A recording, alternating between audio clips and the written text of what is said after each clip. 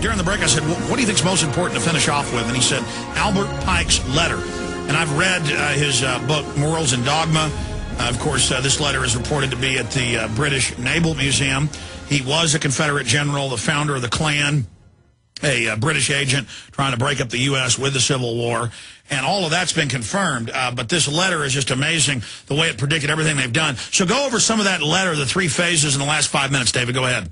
Well, Albert Pike, who, of course, was a massive Freemason, an absolute Freemasonic god. And, of course, his statue is in Washington, D.C., right next to Washington, D.C. police headquarters, which is quite appropriate, I would say. We're dealing with Freemasonry. And it's alleged that he wrote this letter to a guy called Mazzini, a very infamous Illuminati operative. And he predicted in this letter 3 world wars that were coming. It was alleged to have been sent in or written in 1871. And the First World War, he talks about the overthrow of the Tsars in Russia and making the country a fortress of atheist communism, etc. He talks about bringing the British and Germanic empires into the war.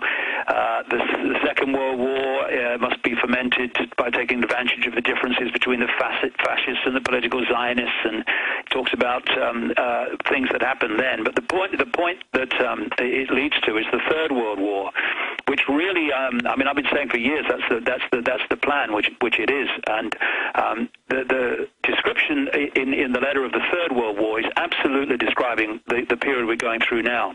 He says this: the Third World War must be fomented by taking advantage of the differences caused by the agentur of the Illuminati between the political Zionists and the leaders of the Islamic world.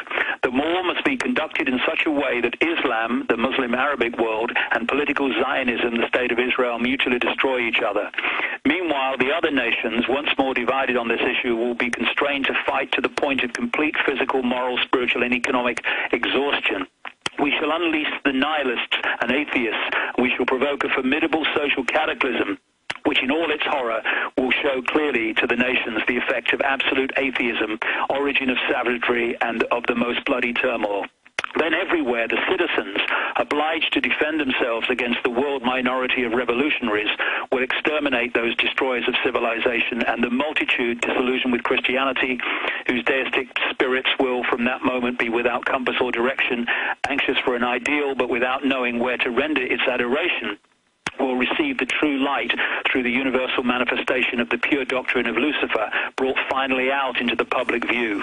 This manifestation will result from the general reactionary movement, which will follow the destruction of Christianity and atheism, both conquered and exterminated at the same time. And he talks about the fact that they're going to make, in effect, the global society so full of turmoil, so full of upheaval, that the people will turn to the few, the cabal, and say, save us from it, and the cabal will then say, well, to do that, we must do this. And we know in 1919, these are confirmed, Lord Milner repeated it about creating a Germanic superstate to start a new war, and we know they used World War I for the League of Nations. We have the Carnegie documents about World War II being engineered. I mean, this is real. Yeah, I mean, Milner was the head of a secret society in London called the Round Table, which spawned the Trilateral Commission and the CFR. Council on Foreign Relations, the Royal Institute of International Affairs. It spawned, of course, the Club of Rome, the Bilderberg Group eventually. And David,